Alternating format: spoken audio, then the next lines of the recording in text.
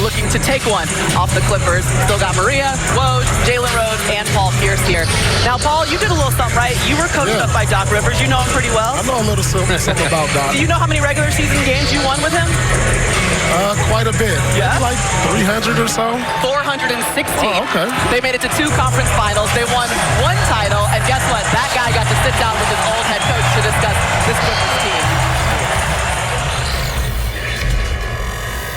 Last time I was here, I was player coaching with you. Yeah, you were coach player more than last year. Looks like a lot of things has changed since then, though. Yeah, man. We needed to start over, and it was time. We tried with the one group, had a shot at it for a while, but then once we rebuilt and decided that was the direction, we fortunately did it quickly. Yeah. I think this is the right group. You would love this group to play with, very serious. We had some great squads in Boston. Yeah. Talk to me about some of the similarities between those teams in Boston and the team you have now. You obviously think about you and KG and Perk and Tony Allen and Big Baby and Leon Poe. Those are some tough jokers, Right. We have the same thing. Like, we have a team toughness. Kawhi and KG are similar in the fact that they're just so serious about their jobs. Kawhi has a lot of similarities to KG. If that's true, and if Paul George is like me, who's Ray Allen? Oh, man. Probably Lue, because he's a hired assassin, and that's what Ray was. Sham is more like Ray Allen, but Lue would be our Ray Allen for sure. Now, you have a team that got expectations, championship aspirations. How's that process been? The process, man, this has been more difficult. We've had guys out a lot from injury, from load management. And so this last stretch now is the first stretch this entire year where every day everyone's at practice, everyone's playing, and we're finally getting some rhythm. I felt like up until then, we were behind. All these teams, I'm watching these teams play, and they're working their options, and I'm sitting there like, oh, we couldn't do that. Let's go back to Boston, LA. That's a rivalry. Yeah. You're in the Clippers, Lakers, you're crosstown, y'all play in the same arena. Do you consider this a rivalry? I know I want to beat them. They have a lot of history. We're making our history. If we face them in the playoffs, and if we make history, it will be a rivalry. So I don't know if it is one or not, but we want to make it one. You guys are the only team to hold LeBron under 40% shooting twice. To beat a LeBron team is pleasurable. What's been the key to that? We have not only good defenders, we have physical defenders. We're trying to guard as many guys as we can with single coverage and force them to more help. The other thing is we have multiple defenders. You call a pick and roll to get a switch. Your switch is Paul George. Right. Your switch is Pat Beverly. Your switch could be Kawhi Leonard. It doesn't get easier when you get a switch against us, and I think that helps. I want to know how much is too much. You got Kawhi, you got George, we have all these great role players from a year ago. Then you guys go out in the free agent market and trade. You get Marcus Morris, Reggie Jackson, and now Joakim Noah. You got about 10 or 12 guys that probably are worthy of 20 minutes. Is there such thing as just too much talent? It is if you don't have the right guys. If everybody's buying their role, if everybody's in it for the same thing, you have no worries. Every day you have to have a conversation with somebody the night before didn't get enough shots or enough touches, and you just got to keep selling them and telling them it's bigger than that. We have a bunch of guys that are ready to win now. They've had a lot of individual success. This team has a great, I don't want to call it a championship focus because we haven't won anything, but they have the right focus. They're ready to win. So that was our straight talk soundbite. And Paul, you were able to spend a lot of time with him. It seems like he's enjoying coaching this team.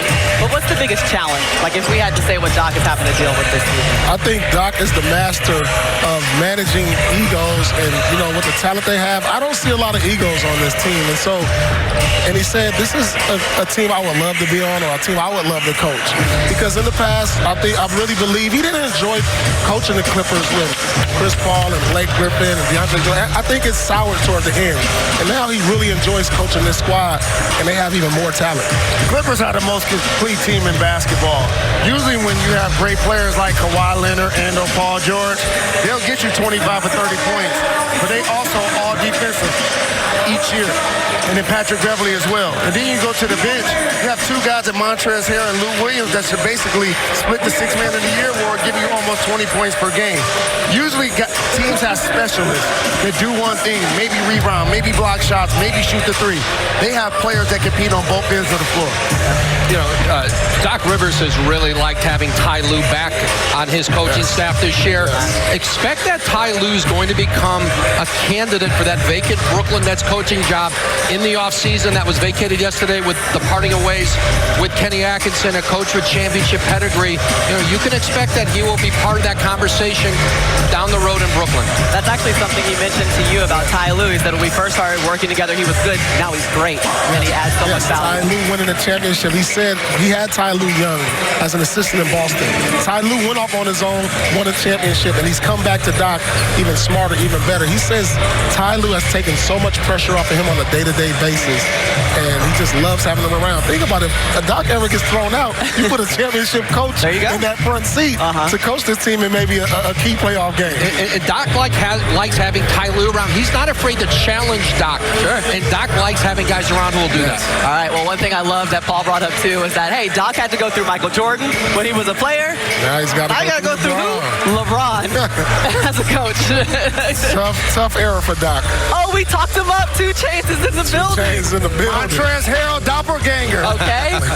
If we need 2 Chainz to come off the bench, we got him. Pick and roll situations. I think he can handle it. And I know you love he represents the A-Town to the fullest. He can actually ball, though. Yeah. He got game. And he's part owner of the G League team. There you go. That plays in Georgia.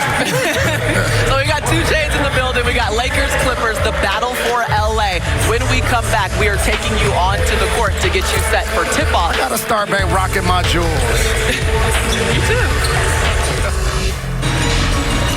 Well, it's certainly a matchup made for the big screen. The Lakers and the Clippers are obviously the best in the West, which makes sense why we're coming to you live from Staples Center. And also, we're wearing our Sunday best.